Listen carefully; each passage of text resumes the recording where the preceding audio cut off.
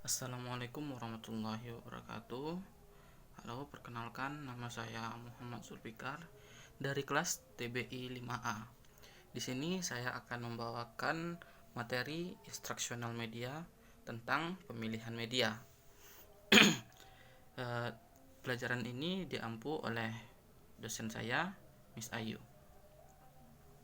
Langsung saja di slide pertama. Pemilihan media.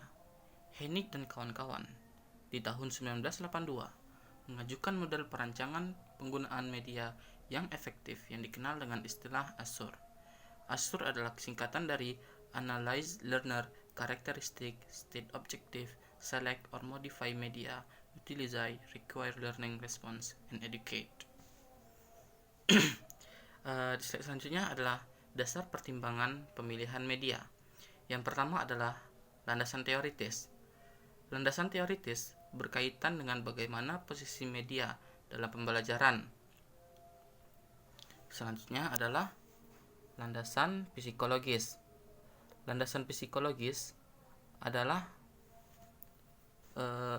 pemilihan media yang berkaitan dengan pengaruh secara psikologis, baik perilaku, mental, dan pemilihan media yang tepat. Yang ketiga adalah landasan praktis. Landasan praktis dalam memilih suatu media pembelajaran berkaitan dengan alasan-alasan dalam menggunakan suatu media. Alasan tersebut bisa karena kemudahan dalam penggunaan dan kompetensi yang akan dikuasai oleh peserta didik.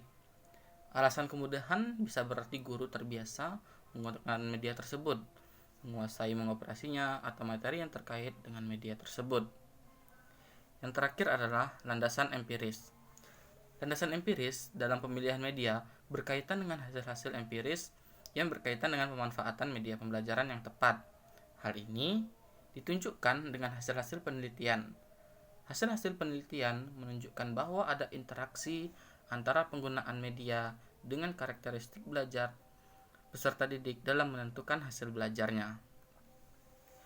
Oke, di slide selanjutnya ada jenis pemilihan media pembelajaran. Di sini ada dua, mode pemilihan tertutup dan mode pemilihan terbuka. Mode pemilihan tertutup yaitu adalah proses pemilihan yang dilakukan secara top down atau sudah ditentukan dari pusat. Jadi, sekolah hanya menerima keputusan dari Dinas Pendidikan. Dalam kondisi seperti ini, guru hanya memilih topik atau pokok bahasan yang cocok dengan media tersedia. Nah, yang kedua ini adalah mode pemilihan terbuka. Mode pemilihan terbuka adalah proses pemilihan media secara bottom up, yang artinya guru atau sekolah bebas memilih dan mengusulkan jenis media apa saja yang diperlukan sesuai dengan kebutuhan pembelajaran di sekolah masing-masing. Nah, di model ini ada banyak pemilihan media yang bisa dilakukan. Proses pemilihan terbuka ini sifatnya sangat luas, dikarenakan benar-benar dapat disesuaikan dengan kebutuhan dan kondisi yang ada. Oke, untuk jenis pemilihan media pembelajaran saya rasa cukup. Kita lanjut di slide selanjutnya. Nah, di sini adalah kriteria umum pemilihan media. Oke, yang pertama adalah kesesuaian dengan tujuan pembelajaran. Nah, ini maksudnya adalah media pembelajaran dipilih atas dasar tujuan pembelajaran yang sudah ditetapkan dalam kurikulum berbasis kompetensi. Tahapan menyusun suatu tujuan pembelajaran yang dilakukan terlebih dahulu adalah mengadakan analisis standar kompetensi dasar, dan selanjutnya menentukan indikator-indikator. Nah, dari indikator-indikator ini kemudian ditentukan tujuan pembelajaran. Jadi satu indikator bisa memuat satu atau lebih tujuan pembelajaran. Oke, yang kedua di sini ada kesesuaian dengan bahan pelajaran. Maksudnya di sini adalah dalam pemilihan media harus disesuaikan dengan bahan atau kajian apa yang akan kita ajarkan dan tingkat kedalamannya. Bahan pelajaran yang sifatnya fakta, prinsip, konsep, dan generalisasi sangat memerlukan bantuan media agar lebih mudah dipahami oleh peserta didik. Nah, yang ketiga di sini adalah kesesuaian dengan karakteristik peserta didik. Nah, ini maksudnya adalah peserta didik meliputi dua hal. Yang pertama adalah karakteristik yang bersifat umum seperti kelas, jenis kelamin, latar belakang budaya, kebiasaan, dan sebagainya. Karakteristik yang bersifat khusus seperti pengetahuan, keterampilan, dan sikap awal yang dimiliki peserta didik. Perpaduan dan kebiasaan dan kemampuan sebagai hasil dari pembawa dan pengalaman akan berpengaruh terhadap aktivitas dalam meraih cita-citanya. Nah, yang terakhir di sini ada kemudahan dalam memperoleh media. Nah, artinya di sini adalah media akan dipergunakan mudah untuk memperolehnya atau mudah untuk membuatnya. Misal, guru akan menerangkan proses meletusnya gunung berapi akan menggunakan media seperti DVD atau film, tetapi di sekolah tersebut belum terpasang saluran listrik. Maka guru ini bisa menggunakan seperti gambar atau poster yang dibuat sendiri atau bisa dari poster-poster yang sudah ada. Oke, di slide selanjutnya ada kegiatan dalam merencanakan pembelajaran.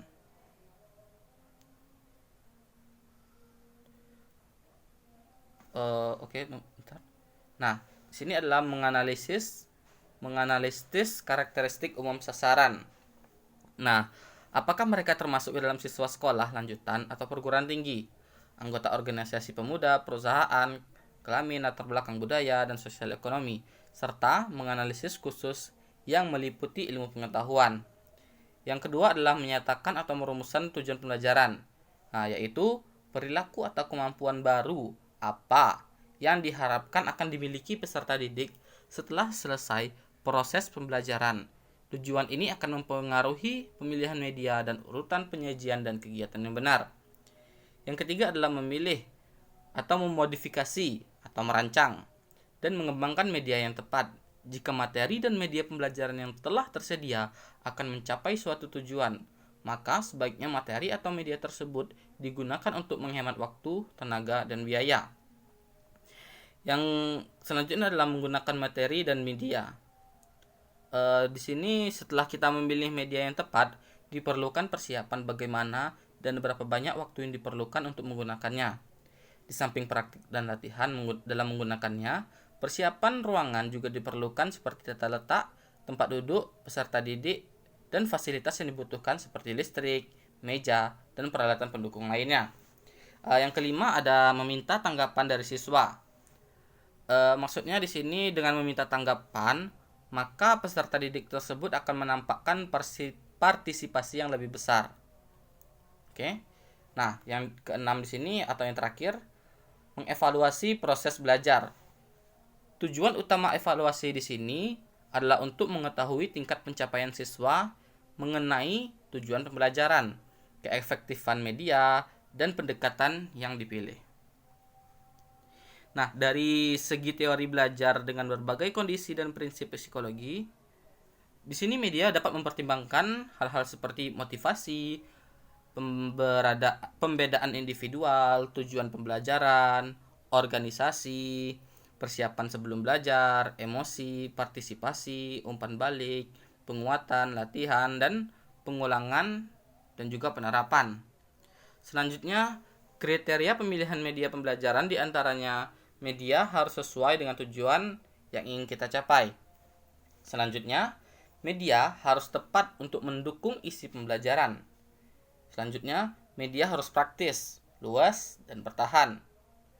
Guru harus terampil menggunakannya, dan media dapat mengelompokkan sasaran, serta media harus memiliki mutu yang teknis. Oke, slide terakhir dari penjelasan ini adalah kesimpulan. Kesimpulan dari pemilihan media ini adalah dalam proses pembelajaran, kita sebagai pendidik harusnya sangat penting untuk mengetahui media pembelajaran untuk memfasilitasi terjadinya proses interaksi saat proses belajar mengajar. Pengetahuan mengenai media pembelajaran ini harus diketahui dimulai dari hal yang dasar hingga perkembangannya saat ini agar media yang digunakan relevan dan sesuai dengan keadaan pada saat ini. Terima kasih. Mungkin hanya itu yang dapat saya sampaikan. Jika ada salah kata, saya mohon maaf. Saya akhiri. Wassalamualaikum warahmatullahi wabarakatuh.